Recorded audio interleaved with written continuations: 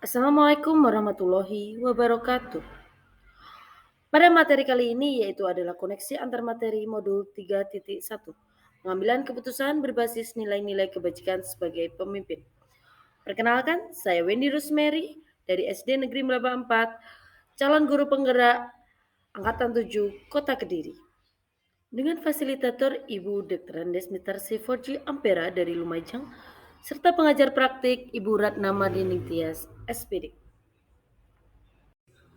Mengajarkan anak untuk menghitung itu baik, namun mengajarkan mereka apa yang berharga utama adalah yang terbaik. Teaching kids to count is fine, but teaching them what count is best. Bob Tower. Dari kutipan di atas, kaitannya dengan proses pembelajaran yang sedang saya pelajari saat ini, adalah pendidikan merupakan suatu proses untuk membentuk citra baik dalam diri manusia, agar berkembang seluruh potensi yang ada dalam dirinya. Pendidikan bukan hanya sekedar mengajarkan murid tentang ilmu pengetahuan, namun bagaimana semua itu masuk ke dalam kalbu alam pikir mereka sehingga semua akan berdampak pada perilaku dan karakter. Karena manusia beradab lebih baik dari orang yang berilmu. Ilmu yang baik dilandasi oleh karakter baik, sehingga murid dapat menjalankan kehidupan dengan bahagia dan keselamatan yang setinggi-tingginya. Seorang pendidik harus bisa menjadi contoh yang baik kepada murid-muridnya. Karena sebagai pendidik berarti kita harus siap menjadi role model semua nilai-nilai kebajikan bagi murid-murid dan seluruh warga sekolah bahkan lingkungan tempat kita tinggal. Oleh karena itu, kita harus bisa menjadi teladan dalam perkataan dan perbuatan yang tercermin dalam keseharian kita. Sebagai pendidik, kita harus bisa berkontribusi bagi peserta didik. Setiap keputusan yang kita ambil harus berpihak pada peserta didik dengan dilandasi oleh nilai-nilai kebajikan. Pendidik berkewajiban untuk menyampaikan nilai-nilai kebenaran dan keteladanan sebagai berikut. Education is the art of making man ethical. Pendidikan adalah sebuah seni untuk membuat manusia menjadi berperilaku etis. Berdasarkan George Wilhelm Friedrich Hegel. Memahami kalimat bijak tersebut, pendidikan merupakan suatu proses menuntun siswa dan penguatan karakter, norma-norma sehingga akan menjadi generasi yang memiliki nilai moral, kebajikan dan kebenaran untuk menjalankan hidupnya. Generasi masa depan adalah cerminan pendidikan saat ini yang kita tanamkan kepada murid, seperti membuat mahakarya terbaik yang akan diwarnai negeri ini. Bagaimana filosofi Ki Hajar Dewantara dengan Pratap Triloka memiliki kaitan dengan penerapan pengambilan keputusan sebagai seorang pemimpin. Ki Hajar Dewantara dengan filosofi Trilokanya memiliki pengaruh bagaimana seorang guru mengambil keputusan sebagai pemimpin pembelajaran. Pratap Triloka yang menjadi semboyan dalam pendidikan sampai saat ini adalah Engarso Suntulodo yang artinya sebagai pemimpin, kita harus bisa menjadi teladan, contoh, atau panutan. Menjadi teladan itu artinya si pemberi teladan harus senantiasa sadar, aware terhadap pemikiran, perkataan, dan tindakannya. Igmatio Mangunkarso artinya seorang pemimpin juga harus mampu memberikan dorongan, semangat, dan motivasi dari tengah. Tuturi Handayani yang berarti di belakang memberikan dorongan. Contoh, pelaksanaan ini dapat terlihat saat guru mengamati, mengikuti, dan mengarahkan anak didik dari belakang dalam mengimplementasikannya yang dipelajarinya. Pengambilan keputusan yang dilakukan guru dalam proses pembelajaran di kelas yang berpihak dan memerdekakan murid akan menjadi contoh dan tauladan bagi murid-murid untuk memulai berani mengambil keputusan-keputusan yang sesuai dengan pilihannya sendiri, tanpa paksaan dan campur tangan orang lain. Diharapkan bahwa murid akan lebih nyaman untuk berkomunikasi dan menentukan pilihan keputusan bersama dengan guru. Dan para guru akan lebih memperhatikan kepentingan muridnya. Bagaimana nilai-nilai yang tertanam dalam diri kita berpengaruh kepada prinsip-prinsip yang kita ambil dalam pengambilan suatu keputusan. Nilai-nilai kebajikan yang tertanam pada seorang pendidik, yaitu nilai-nilai kebajikan, kejujuran, tanggung jawab, disiplin, toleransi, gotong royong, dan nilai-nilai kebaikan lainnya. Nilai-nilai tersebut adalah nilai yang harus kita hargai dalam hidup dan sangat berpengaruh pada pembentukan karakter, perilaku, dan membimbing kita dalam mengambil sebuah keputusan. Sebagai guru penggerak, tentunya ada beberapa nilai yang harus dipegang, yaitu mandiri, inovatif, reflektif, kolaboratif, dan berpihak pada murid. Untuk dapat mengambil keputusan yang tepat diperlukan nilai-nilai, prinsip, pendekatan, dan langkah-langkah yang benar. Sehingga keputusan tersebut merupakan keputusan yang paling tepat dengan resiko yang paling kecil bagi seluruh pihak, terutama bagi kepentingan atau keberpihakan anak didik kita. Untuk membuat keputusan berbasis dilema etika, tentunya ada prinsip nilai-nilai yang mendasari pemikiran kita dalam mengambil keputusan. Ada 3 prinsip yang sering dipakai seorang pemimpin pembelajaran dalam mengambil sebuah keputusan. Tentunya, prinsip-prinsip lain juga dapat kita gunakan. Ketika prinsip ini seringkali membantu dalam menghadapi pilihan-pilihan yang penuh tantangan yang sering kita hadapi sebagai pemimpin pembelajaran. Ketiga prinsip tersebut adalah satu, berpikir berbasis hasil akhir atau end-based thinking. Dua, berpikir berbasis peraturan, rule-based thinking. Ketiga adalah berpikir berbasis rasa peduli atau care-based thinking. Dengan adanya nilai-nilai kebajikan yang tertanam di diri kita dan ketiga prinsip tersebut, maka sebuah keputusan yang diambil dapat dipertanggungjawabkan dan tidak ada yang merasa dirugikan, sehingga akan mendorong terwujudnya suasana positif dalam ekosistem sekolah. Bagaimana materi pengambilan keputusan berkaitan dengan kegiatan coaching atau bimbingan yang diberikan pendampingan atau fasilitator dalam perjalanan proses pembelajaran kita, terutama dalam pengujian pengambilan keputusan yang telah kita ambil. Apakah pengambilan keputusan tersebut telah efektif? Masihkah ada pertanyaan-pertanyaan dalam diri kita atas pengambilan keputusan tersebut? Hal ini tentunya bisa dibantu oleh sesi coaching yang telah dibahas pada sebelumnya. Pembimbingan yang telah dilakukan oleh fasilitator dan pengajar praktik saya selama proses pendidikan guru penggerak ini telah membantu saya mengevaluasi keputusan yang telah saya ambil. Apakah keputusan-keputusan tersebut sudah berpihak kepada murid? Apakah sudah berjalan dengan nilai-nilai kebajikan universal? Apakah keputusan yang diambil bermanfaat untuk banyak orang dan apakah keputusan yang diambil tersebut dapat dipertanggungjawabkan? Hal-hal ini tentunya bisa terbantukan dengan adanya sesi coaching yang telah dibahas pada modul 2. Pentingnya pendekatan coaching dilaksanakan oleh guru karena guru dalam hal ini sebagai coach adalah menggali potensi dimiliki oleh muridnya dengan memberi pertanyaan tematik, sehingga murid dapat menentukan potensi yang terpendam dalam dirinya untuk dapat menyelesaikan masalahnya sendiri. Untuk dapat mengambil sebuah keputusan dengan baik, maka keterampilan coaching akan membantu kita sebagai pemimpin pembelajaran dengan pertanyaan-pertanyaan untuk memprediksi hasil dan berbagai opsi dalam pengambilan keputusan. Coaching dapat membantu dalam pengambilan keputusan yang tepat yang untuk berpengaruh sehingga terciptanya lingkungan yang positif, kondusif, aman, dan nyaman. Dengan demikian akan berpengaruh bagi peserta didik dalam proses pembelajaran. Nah, bagaimana kemampuan guru dalam mengelola dan menyadari aspek sosial emosional akan berpengaruh terhadap pengambilan sebuah keputusan, khususnya dalam masalah dilema etika? Kemampuan guru dalam mengelola dan menyadari aspek sosial emosional sangat berpengaruh terhadap pengambilan keputusan, terutama masalah dilema etika. Pendidik dalam hal ini, guru harus mampu melihat dan memahami kebutuhan belajar muridnya, serta mampu mengelola kompetensi sosial emosional yang dimiliki dalam mengambil sebuah keputusan. Sebagai pemimpin pembelajaran, dalam proses pengambilan keputusan yang bertanggung jawab diperlukan kompetensi sosial emosional seperti kesadaran diri, self-awareness, pengelolaan diri, self-management, kesadaran sosial, social awareness, dan keterampilan berhubungan sosial relationship skill. Sehingga diharapkan proses pengambilan keputusan dapat dilakukan secara sadar penuh atau mindful, terutama sadar dengan berbagai pilihan, konsekuensi yang akan terjadi dan menetralisir kesalahan dalam pengambilan keputusan. Proses pengambilan keputusan membutuhkan keberanian dan kepercayaan diri untuk menghadapi konsekuensi dan implikasi dari keputusan yang kita ambil, karena tidak ada keputusan yang sepenuhnya mengakomodir seluruh kepentingan para pemangku kepentingan. Tujuan utama pengambilan selalu pada kepentingan dan keberpihakan pada anak didik. Bagaimana pembahasan studi kasus yang fokus pada masalah moral atau dilema etika kepada nilai-nilai yang dianut oleh seorang pendidik? Sebagai pendidik, kita harus bisa memahami permasalahan yang terjadi. Apakah masalah tersebut merupakan masalah dilema etika atau bujukan moral?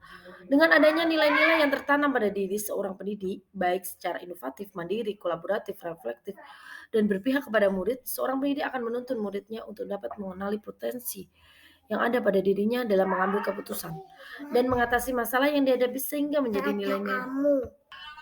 Bagaimana pengambilan keputusan yang tepat? Tentunya berdampak pada terciptanya lingkungan yang positif, kondusif, aman, dan nyaman. Pengambilan keputusan yang terkait dengan masalah-masalah moral dan dilema etika hanya dapat tercapai jika dilakukan dengan menentukan 4 paradigma, 3 prinsip pengambilan keputusan, dan 9 langkah pengambilan pengujian keputusan. Dapat dipastikan bahwa jika pengambilan keputusan dilakukan secara akurat melalui proses analisis kasus yang cermat dan sesuai dengan 9 langkah tersebut, maka keputusan tersebut diyakini akan mampu mengakomodasi semua kepentingan dari pihak-pihak yang terlibat dan tidak ada pihak yang merasa dirugikan. Maka hal tersebut akan terdampak pada terciptanya lingkungan yang positif, kondusif, aman, dan nyaman. Apakah tantangan di lingkungan Anda untuk dapat menjalani pengambilan keputusan terhadap kasus-kasus dilema etika ini? Adakah kaitannya dengan perubahan paradigma di lingkungan Anda? Dalam pengambilan keputusan, terutama mengenai masalah norma dan dilema etika ini, memang banyak sekali tantangannya. Banyak hal yang harus dipertimbangkan agar tidak ada pihak yang merasa dirugikan tidak dan dapat mengakomodir semua kepentingan dari pihak-pihak yang terlibat serta keputusan yang diambil haruslah selalu berpihak pada murid. Tantangan-tantangan yang sering terjadi biasanya tidak adanya keberanian dan rasa percaya diri dalam pengambilan sebuah keputusan, terutama bila berbenturan dengan nilai-nilai yang sama-sama benar. Sering terjadi perbedaan pandangan di antara pihak-pihak yang terlibat dalam kasus mempersulit tercapainya kesepakatan. Dan sering dalam pengambilan keputusan tersebut, kita tidak mempunyai pilihan yang lain karena aturan yang ada dalam pimpinan sekolah, adanya nilai-nilai kesetiakawanan yang masih kental dalam budaya di lingkungan menimbulkan rasa kasihan yang lebih dominan terburu-buru dalam pengambilan sebuah keputusan. Semua tantangan-tantangan tersebut dapat berubah paradigma di lingkungan tersebut. Apakah pengaruh pengambilan keputusan yang kita ambil ini dengan pengajaran yang memerdekakan murid kita? Bagaimana kita memutuskan pembelajaran yang tepat untuk potensi murid kita yang berbeda-beda? Menurut pendapat saya, pengambilan keputusan yang kita ambil sangat berpengaruh dengan pengajaran memerdekakan murid. Seperti keputusan kita dalam memilih metode, media pembelajaran, dan sistem penilaian yang dilakukan oleh guru untuk anak-anak yang berbeda potensi dan dapat memenuhi kebutuhan belajar murid. Maka, hal ini akan dapat memerdekakan murid dalam belajar dan pada akhirnya murid dapat berkembang sesuai dengan potensi dan kodratnya. Namun sebaliknya, apabila keputusan tersebut tidak berpihak kepada murid dalam hal metode, media, penilaian, dan lain sebagainya, maka kemerdekaan belajar murid hanya sebuah omong kosong belaka. Dan tentunya murid tidak akan dapat berkembang sesuai dengan potensi dan kodratnya. Bagaimana seorang pemimpin pembelajaran dalam mengambil keputusan dapat mempengaruhi kehidupan dan masa depan murid-muridnya? Setiap keputusan yang diambil oleh pendidik sebagai pemimpin pembelajaran sangat berpengaruh terhadap kehidupan atau masa depan murid-muridnya. Karena ketika seorang pendidik sudah mengambil keputusan yang berpihak kepada murid dan memerdekakan, sudah dipastikan murid-murid akan belajar menjadi manusia yang merdeka, inovatif, kreatif dalam mengambil keputusan untuk masa depannya. Di masa depan, mereka akan tumbuh menjadi pribadi-pribadi yang matang, penuh pertimbangan dan cermat dalam mengambil sebuah keputusan-keputusan penting bagi kehidupannya. Apakah kesimpulan akhir yang dapat Anda tarik dari pembelajaran modul materi ini dan keterkaitan dengan modul-modul sebelumnya? Kesimpulan akhir yang dapat ditarik dari pembelajaran modul 3.1 ini adalah pengambilan keputusan sebagai pemimpin pembelajaran terkait dengan modul-modul yang telah kita pelajari sebelumnya.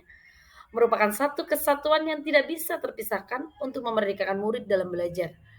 Sebagaimana dijelaskan oleh Ki Hajar Dewantara, dalam pendidikan bertujuan menuntun segala proses kodrat potensi anak untuk mencapai sebuah keselamatan dan kebahagiaan belajar, baik untuk dirinya sendiri, sekolah, maupun masyarakat.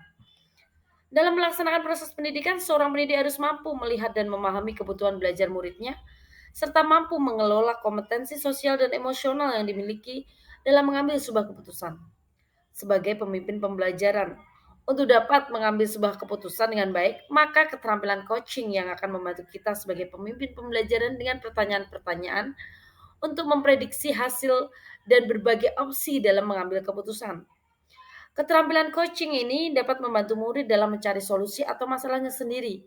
Tidak sebatas pada keterampilan coaching dapat diterapkan pada rekan sejawat atau komunitas terkait permasalahan yang ada serta dalam proses pembelajaran. Selain itu, diperlukan sebuah kompetensi kesadaran diri, self-awareness, pengelolaan diri, self-management, kesadaran sosial, social awareness, dan keterampilan berhubungan sosial, relationship skill, serta pengambilan keputusan dan proses pengambilan keputusan diharapkan dapat dilakukan secara sadar, penuh mindfulness, sadar dengan berbagai pilihan dan konsekuensi yang ada.